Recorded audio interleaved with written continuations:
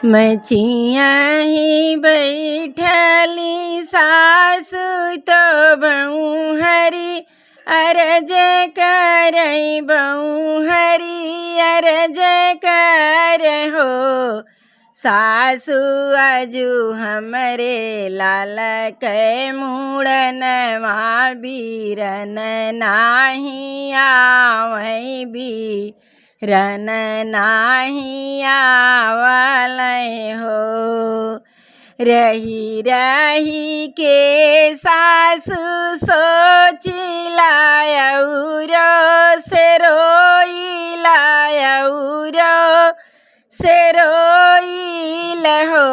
सासु अजू हमरे बेटा के मुड़नवा बीरन नाही आए बीरन नाही आवई हो। जनी तू ये बहू हरी सोचाऊ औरो न रोवाऊ औरो न रोवाऊ हो। बहू हरी पहिराऊ हमारी चुनरिया चौक चढ़ी बैठो चौक चढ़ी बैठाऊ हो।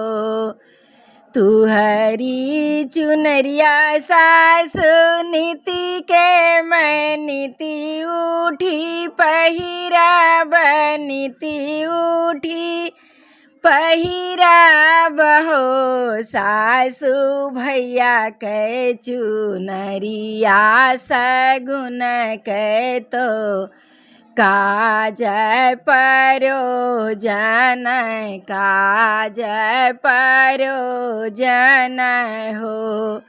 सासु भैया के चुनरिया सगुन के तो काज परोजन काज परोजन हो। बहरे से आवली ननदिया तो भाभी से बोले तो भाभी से बोलाई हो।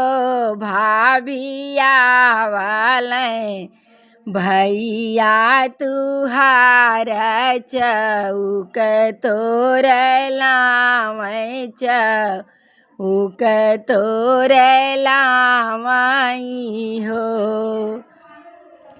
किए भैया रहिया भुलाई गइलो बहनी बिसराई दिहलो बहनी बिसराई दिहल हो। भैया कवन संकट तोहरे जियरा दियरी एतना कैलो आबेरी एतना कैले हो।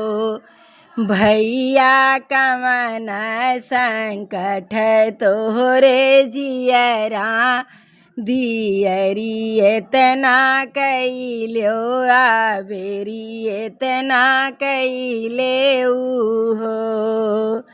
नाई बहिनी डगर भुलान्यो ना बहिनी बिसरायन ना बहिनी बिसरायन हो। बहिनी मैया साजै तुहरा चौकवा दियरी बहिनी भैलया बेरी बहिनी भैलाई हो। बेची देब तिरिया धनुषिया तो बाबा के घोड़वा तो बाबा के घोड़वा हो। बहिनी बेची देब सिर के पगड़िया घरा तोहरे आईबे इज्जती तोरे रखबई हो। बहिनी बेची देब सिर के पगड़िया नेवत तोहरे अइबै बहिनिया अकेली मोरी बहिनिया अकेली मोरी हो।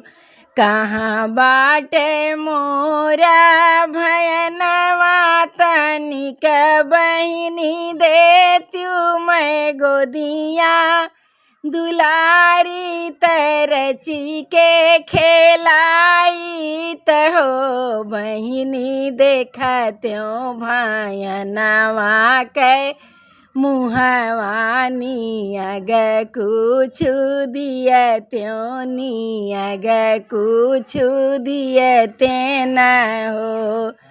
बहिनी आजू मोरे भैने के मुड़नवानी अग कुछ दियते नियग कुछ दियते न हो।